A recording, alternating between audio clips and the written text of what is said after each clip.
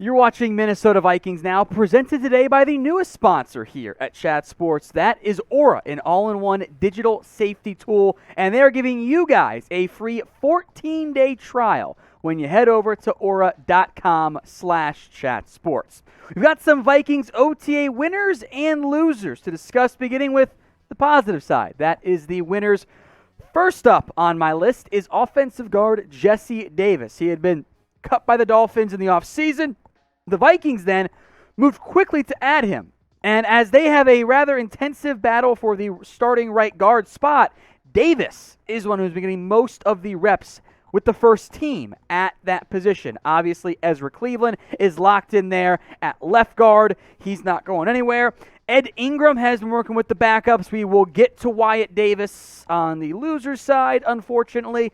But Chris Reed, who appears to be in line to be kind of the swing guard center top backup option, it's been Davis who has been the guy getting most of the reps at right guard. Now, it is early. It is only June after all. So this position battle is far from over. But your early leader appears to be one Jesse Davis. Now, it is a new regime in Minnesota, a bunch of new coaches, players, etc., front office too. Are you excited about this new era of Minnesota Vikings football? If you are, show it by liking today's video right now. Next up is a big name. That is Adam Thielen, who had the apparent play of OTAs so far. Shout out to the Vikings team website for getting this photo of the impressive one-handed grab Thielen pulled down. By the way, that is defensive pass. See that left hand kind of hooks Thielen? That's DPI. Didn't matter. Thielen pulled down that grab. Maybe a little bit overlooked given how impressive Justin Jefferson is, but don't sleep on Thielen. After all, he would be the number one receiver for a lot of different NFL teams. So wanted to give him a shout out for that impressive grab and, being one of the veteran leaders of this football team.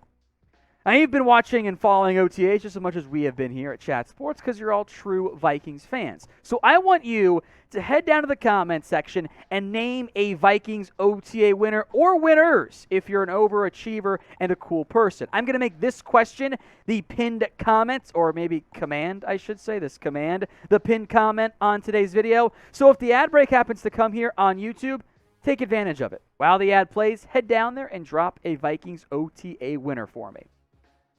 Let's go with rookie Ty Chandler. Now, he faces a very difficult path to actually getting playing time this year for Minnesota, but he has flashed. The fifth-round pick had a 50-yard run on a simple swing pass at OTAs, and then, again, in the red zone, had beat two defenders to the corner to score there. That's impressive for a young guy to be making some early plays. In all likelihood, barring a surprise roster move at the running back position, Ty Chandler is going to be RB4 for Minnesota on a team that, under Kevin O'Connell, I believe will want to still run the football a decent-ish amount, just probably more 11 personnel than what they've done in the past.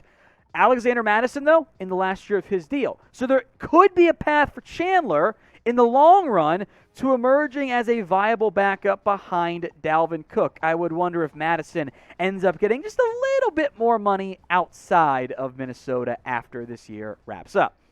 Now, if you are like pretty much every person, you do more online than ever. And that is why Aura is doing even more to keep you safe. Your financial information, your identity is all, of course, prone to getting hacked. I mean, who hasn't had their credit card hacked? Even if you didn't even lose it, somehow they're able to figure out the numbers and passwords. It's all ridiculous there. Aura offers the best benefits: financial fraud protection, identity theft protection, and online and device security for you and or up to 5 members of your family. And they're giving you a free trial to test drive it and see how it is at aura.com/chatsports. I'll put that link in the comment section and in the description for you guys to check out today. aura.com/chatsports. Our next winner, it's Kellen Mond. We did this video a couple weeks ago, 2 weeks ago, whatever it was, and Mond was on there as more of the same. He looks better this year for Minnesota and continues to get praise at Vikings OTAs. Is it just a new regime trying to hype up a young QB? Maybe. Maybe just Mike Zimmer never liked Kellen Mond for whatever reason. I'm not all the way sold on Mond being a piece, but this is a lot better than, yeah, Kellen Mond looks terrible. I would much rather have this be the outcome than the alternative from that standpoint. So when it comes to Mond, I want you to be honest with me in the comments. Take the homer glasses off, the optimism, just be realistic with me. Will Kellen Mond at any point become a starting caliber quarterback? Y for yes or N for no?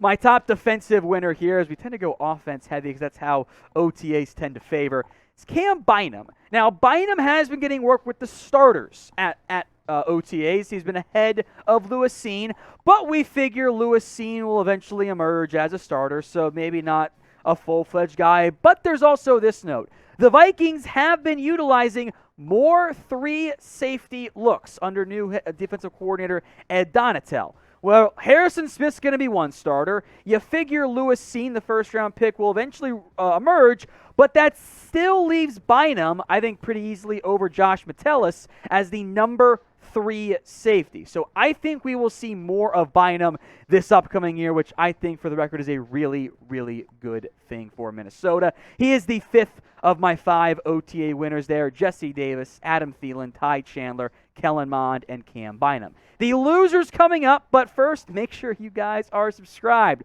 We are approaching the 5,000 subscriber mark here at Minnesota Vikings now. We are 623 away, if my math is halfway decent. If you want free Vikings videos almost every single day, hit that big red button and subscribe. Let's talk losers now. We've talked about Wyatt Davis a lot here, and for good reason. 3rd-round pick. You hope he's a starter, maybe not year 1, but in year 2 or year 3, and it's not good. He has been the 3rd-team right guard behind Jesse Davis, behind Chris Reed. Now, it's still early, so there is a chance that Wyatt Davis could emerge, but Ezra Cleveland's going to start. The Vikings invested more in Ed Ingram. He's going to be a guard option at some point for this team because this regime invested in him. I don't think Davis is a great scheme fit. If he's stuck behind Davis, Reed, the other Davis, Jesse, and Reed, and Cleveland and Ingram, are they going to carry 5 guards? I'm not so sure they will. That's a lot to carry, even if one of them ends up being your backup center. That does not bode well, as far as I'm concerned, for Davis making this team. So 3 paths here for Davis in Minnesota. They could trade him. 3rd-round pick. You could probably get something back for Wyatt Davis. They could cut him and just simply move on altogether. Or they could keep him. What will the Vikings do with Wyatt Davis? T for trade, C for cut, or K for keep? Talk wide receivers now. There are some injuries going on right now. Blake Proehl's missed some time. KJ Osborne missed the open practice on Wednesday. And most impactfully, Ihmir Smith-Marsette suffered a quote-unquote lower leg injury last week. He was on the scooter at the open, the little like keep your leg up high and scoot around type of deal. You guys know what I'm talking about, right? Sam's had those before. Lower leg injury. He hopefully will be ready in time for training camp, but that is not good for Ihmir Smith-Marsette, despite head coach Kevin O'Connell saying it's a good thing because it's a good test. Great spin, coach. It's not good. You're missing time with a new regime as a young player. You want to be out there. Now, I think the likelihood is Thielen, Jefferson, or receiver 1, receiver 2, etc. KJ Osborne is then likely wide receiver 3.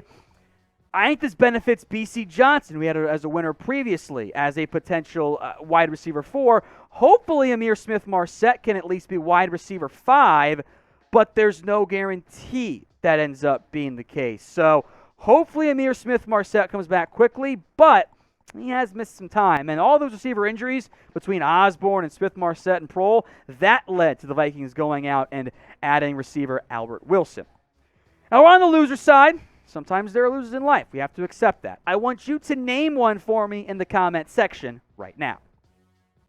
Next up is Kenny Willekes, and this one's kind of obvious on the loser side.